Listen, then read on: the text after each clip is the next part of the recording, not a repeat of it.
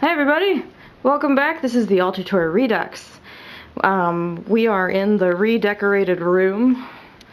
I will give you a quick spin around. There's the computer where the magic happens. That is my dress form, who I call Sheila. She's right now wearing my witch hat and fairy wings and a vest.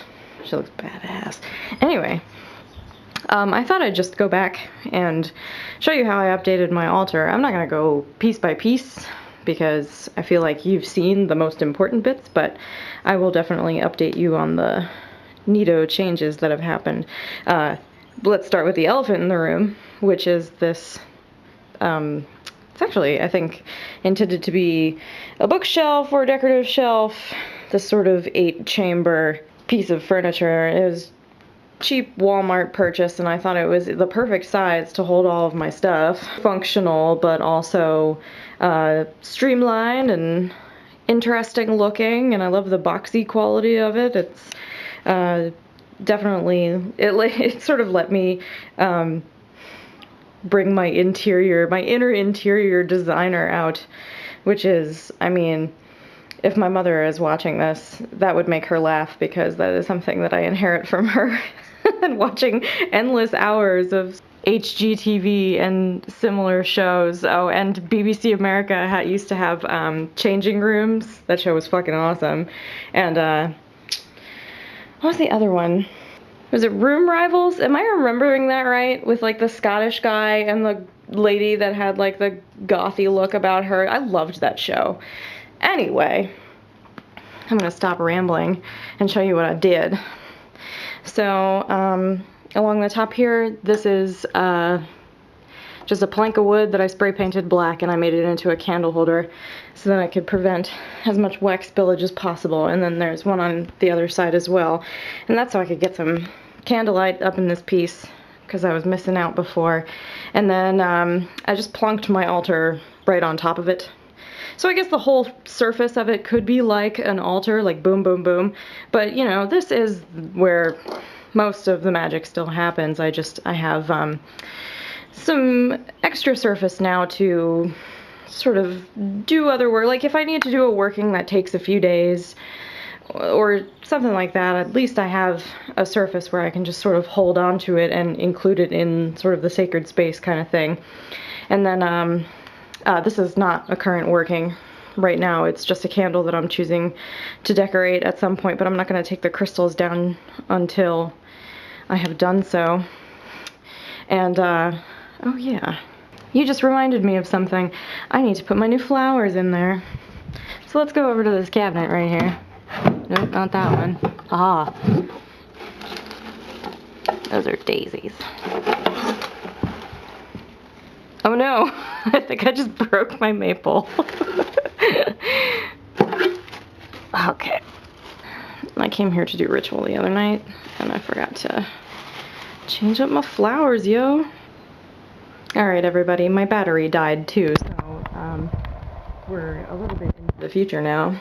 I changed up my flowers and added my roses because it's June, and I forgot to do that the other day. And I also have a rose bandana that's acting as an altar cloth right now. And then I hung this like scarf thing that was part of an old Halloween costume along the wall there, to mainly actually to cover up holes in the wall from like other things that were hung there. It was just looking a little too much like Swiss cheese, which is a bit ironic because then I hung up a scarf that has tears in it, but you know what I mean. It was just looking unattractive with like nail holes, and I just hung those butterflies up there to give it some pizzazz. And there's some candle lanterns. So down here there's significantly less stuff now, and I feel like it has an opportunity to breathe, so that's cool. And then we'll just go through each of these chambers here in the table thing. This is some tea lights and some other sort of the glass devotional candles that I got at the dollar store I was telling everybody about, and just some other random candles. And then this is actually a box of spaghetti. And I went for the cheapest box of spaghetti that I could find, and then deemed the box unattractive, so I covered it in sort of decorative duct tape. And I use these spaghetti to light candles. It's not as effective as using long matches, and I still need to have like a lighter or something to light the first candle, but it is a lot more cost effective. And the red thing over here is incense. And then these two in the middle here are bottles that have stuff in them, bottles that don't have stuff in them, and other vessels. And then down here, stones, rocks, crystals, my grounding stone, anything earth stone related, boom, right there. Oh wow, there's some candle wax down there, that's attractive. We've got my chalice and my bell, sort of the two items that I use to make noise in here. And then some other vases and other vessels. And then I kind of lied in the other video when I said that the black one was the first chalice I ever bought. This is probably closer to the first chalice I ever bought. I got this at the Ren Fair when I was in high school, which is, gosh, some like 11 years ago now. I don't feel old until I say stuff like that, and then I'm like, damn, I'm old. Anyway, over here, oils, essential oils, carrier oils, an oil diffuser. There's my smudge bundle and my abalone, and then there's the box that has my money in it, my old money. And then the humidor is in that one with the other candle box. And then some bowls. So happy Surina is happy with the amount of storage that I lucked out by buying this particular piece of furniture, because I had considered like getting like a old dresser from a flea market or something with drawers and trying to make that work, but I think I like this a lot better just because it makes things a little bit more accessible and I don't have to worry about them rattling around in a drawer. And then oh God, I'm sorry, I'm getting caught in my dress. Anyway, my bookshelf has been updated a little bit with more books. Kind of the catalyst for me buying the big black table shelf was to utilize this more as a bookshelf because I had other books in the house that belonged on this shelf. Just sort of books personal to me and witchy books that required a home in this room. I try not to I'm not ashamed or anything. I don't like censoring myself, certainly, but also I'm not in the habit, just because I'm a private person, of keeping my witchy literature in sort of the common areas of the house, just because of certain family members and friends that might come over and the the unwanted conversations they may provoke. So this bookshelf now holds a lot more books. And then this stuff up here is actually stuff from my childhood. It's these little model homes. My mom gave me these because I was fascinated with them as a kid. And this one's called Bingley's Apothecary. Like, I used to be obsessed with these as a child and sort of fantasize living in them, and I was interested in fantasy even then. So yeah, let's see, is there anything else before we go? Oh, I guess I can show you this. This was my latest art project, actually. I had these colored pencils, which came, that orange one right there is probably the longest that they were ever. I think they were made small for like grade school kids and younger because they have smaller hands. So I kind of had forgotten about them, and then when I unearthed them during another cleaning experience, I deemed that they just weren't getting a lot of use as colored pencils, so I made it into a wind chime. I can't leave anything well enough alone, you guys. I'm just like, project! So that, here, let's give it a tinkle. I can't see what I'm doing. Sorry, I'm like cracking myself up. Here we go. Ah, divine. So, wind chime, an indoor wind chime, but a wind chime nonetheless. So anyway, I really appreciate you guys coming back and witnessing the grand reopening of my altar space. Like I said before, I love altar tour videos. It's like going to a museum in my mind, or like if you're like me and you're into architecture and you go to a place that's like sort of renowned for its beauty. It's just, I don't know, I just love drinking it all in and feeling like other people's sacred space has just always sort of appealed to me on sort of a spiritual level, almost just as much as looking at other people's art or listening to other people's music. It's still something created and cherished, and I just think that's so cool. So thank you. Oh, here, I'll do it in the mirror. Thanks, everyone. I really appreciate you sharing this time with me. I will probably attach some, dare I say it, behind the scenes footage. That doesn't even apply, it's all the scenes. But anyway, I filmed a little bit while I was actually like cleaning the room, and it's very informal. So if you want to stick around, and I'll attach that to the end of this video, it'll probably make this a pretty long one. But you know what, I was kind of laughing when I was looking over it, so maybe you guys will laugh too. Have a great evening, everyone. Many blessings and for posterity. And just because I can, I'm going to do a twirl with the camera in my hand. So you all get to twirl with me. Are you ready? 3, 2, 1. So I realized that my camera likes to cut off the last 3 seconds, I guess, of whatever I'm filming. And from here, I'm going to leave you with my footage of cleaning my room. So enjoy.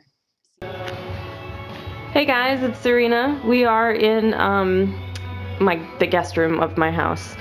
This is where we have the computer and where I film my YouTube videos for the most part when I'm not using the secondary camera that I'm holding right now. Now this room was intended when we first moved in on being, look at Pixel, she's just so beautiful in the window. You're pretty. You're so pretty. Anyway, this room had intended on, in addition to being where guests would come to sleep, be like the office/craft room. And unfortunately, other than sitting at the computer, the rest of the room has just become like a storage space for these items, and I just don't do anything with it. So my project this weekend is to redecorate, and then I am going to put my altar along that wall over there. So this will be the place where lots of things, including magic, will happen. And I'm hoping by putting my altar in this room that it will alter, pun totally intended, the purpose and the usefulness of this room, because I hate junk rooms. Every room needs to have some ultimate purpose. And this one was just sitting so still for so long and getting quite messy and just not fun. And it's a beautiful room. Anyway, what was I saying? I have a tendency to ramble. But anyway, project this weekend, I will be sort of documenting here and there the things that I do. So in cleaning up the desk area, oh, it's pencils. I found some items that I wanted to share with you. If anybody here is a enthusiast or budding enthusiast of fountain pens, I can't recommend highly enough the brand of fountain pen that I have found works the best. It is called Preppy, and it is made by a company called Platinum. I think they're from Japan. And these pens are cheap as heck. Like, I'm serious. I paid more for the shipping for getting them to me from Japan than I did for the actual pen, so I bought a whole bunch at the same time. And they're just like the smoothest writing pens that I've found, and I bought a couple different kinds. There's this one with like an open chamber, and you just fill the ink inside the back of the pen, and you know, you don't want to like keep it in your purse, because if it leaks you're screwed. But anyway, this one's got a refillable cartridge in it, and trying to do this all in camera, you guys. Yeah, yeah. It's actually empty at the moment. There is a little hole in there that then I would use this flat tip syringe that I got at the drugstore to fill. Uh-oh, I'm like getting ink everywhere. But anyway, so that's those. And then the third preppy that I have is fitted with a piston converter so that I could just like dip the converter into a bottle of ink and then squeeze it up and then just sort of refill as needed. This is not by the same company. This is a fancy fountain pen covered in abalone that I bought. And for that I bought pre-filled cartridges of purple ink. This is when I first started buying fountain pens. I'm a little bit more pragmatic about it now. This pen is beautiful, but it's kind of like bulky and not comfortable to hold in my hand. So I save that for more desk decoration, I guess. And then, what else was I gonna say? I went on a ramble there and I lost steam. Oh no, I'm like getting ink all over my sheet music. Anyway, oh yeah, I remember what I wanted to say now. I don't have the bottle with me because it's under my altar right now, but I would also like to recommend my, ooh, feeling a little raspy, hold on. Ooh, pardon.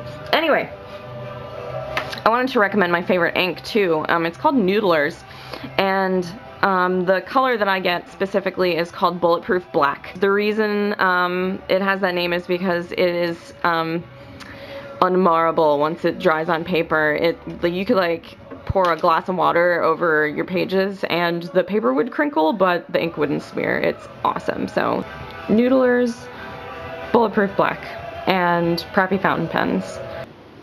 I'm sentimental and I'm trying to like say goodbye to some birthday cards. I'm very fond of you. Who's this from? Oh, it's from Heather. Of course it is. One of my best friends in the whole world. And she sends me a card with a pun on it. If you knew Heather, you would probably be unsurprised about this. Let's see. That one's from my parents. These are all birthday cards from last year. Oh yeah, my fiance's mother makes her cards. It's like a hobby / business of hers. I'm not really sure, but yeah, she always makes the cards and they always look completely beautiful. Actually, this might be another one. I always have such a hard time throwing these ones away because they're so pretty. You know what I mean? Like, I feel like I should keep them and make wall art out of them or something. I mean, it's sort of a weird artistic inclination of mine to just sort of hoard crap because I think that I will use it in a project later. It's just, these cards are so pretty, and right now it's very difficult for me to throw these away. I might have to keep them. Anyway, this one I'm definitely keeping. This is the first birthday card that was made for me at work from your office friends. And unfortunately, I don't work with the guy anymore who made me this card, but he used to make pretty damn awesome birthday cards. This one's got a unicorn on it. Stare into the eye of the unicorn. I'm just kidding. Right here, I'm not going to open it up because it's got my address on it, but this is a letter I received as a thank you from Habitat for Humanity because they invited me to participate in their art auction last year, and that was pretty fun. I'd never been to a live auction anyway, and then suddenly I was at one where art was being displayed, including my own, and I definitely, I had made some money that night. Like, you get like a small commission from the auction total. It was more of a fun journey for me to like get my art out into the world. I didn't expect to walk home with a whole lot of money, but I made quite a few customers who contacted me later on and purchased some of my art, so that was pretty cool. That was a big year for art for me. That was like 2 years ago. Went to go see Rodrigo and Gabriela. This is stuff that I'm trying to save to put in a scrapbook, because I do that. Let's see, who's this from? It's a bird. Nobody! This is an empty card. These are all empty cards. Fun! I love it when I find empty stationery that I can use. I wonder where these came from. Ooh. That's pretty. Oh! Empowering women since 1881. Interesting. Artist bio on the back. Ah, beautiful. It is. It's like a pile of art that I can then send to other people. Beautiful. Beautiful. Okay, so that's amazing. I'm so happy to have found a pile of stationery to use. And then this last card, I know who this is from. This is from my friend's daughter, who... See, that's awesome. I don't remember what year this was from. It could have been last year or the year before, but she's 5 now, and that's so sweet. Oh. See? Sentimental. I have such a hard time letting go. But really, like, what am I gonna do with a card? I get cards every year. I absolutely love getting birthday cards. Like, I like getting birthday cards more than presents, actually. Mostly because the card that someone gives you says a lot about who they are as people and also how they feel about you. So when I get, you know, a card from my friend's small child who then, you know, decorates it. When my brother and my sister-in-law get me a card with a unicorn on it, or when my friend Heather sends me a card with a pun, like, these are things that I just can't help but sort of cherish. I hate to keep, you know, piles of papers and other things, and cleaning this room has turned into a challenge for that reason alone, because I'm very fond of my stuff, and I'm very careful not to just hoard a bunch of junk. So I will let this video be documented proof that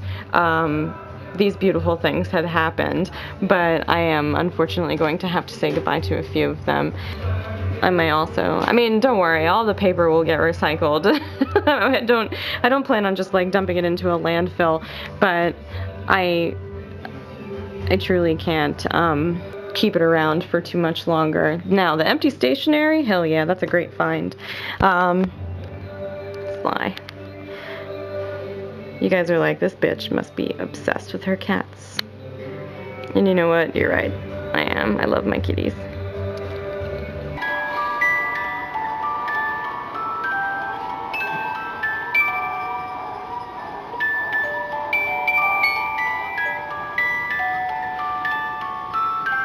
Are you listening to the music, Sly? He's like, what is this? It makes such a tinkly noise. So you guys, I'm realized now that at this point I'm just filming things to preserve them on video because I need to throw them away. And I thought I'd share these New Yorker comics that I saved from a calendar from last year. Marvin, is that a thought balloon or a hedge above your head? As an icebreaker, let's all share one interesting thing about ourselves. I'll start. I like this one. Come on, baby, just this once. It's been forever since we got stoned and went out caroling. I might actually save that one and give it to a friend of mine.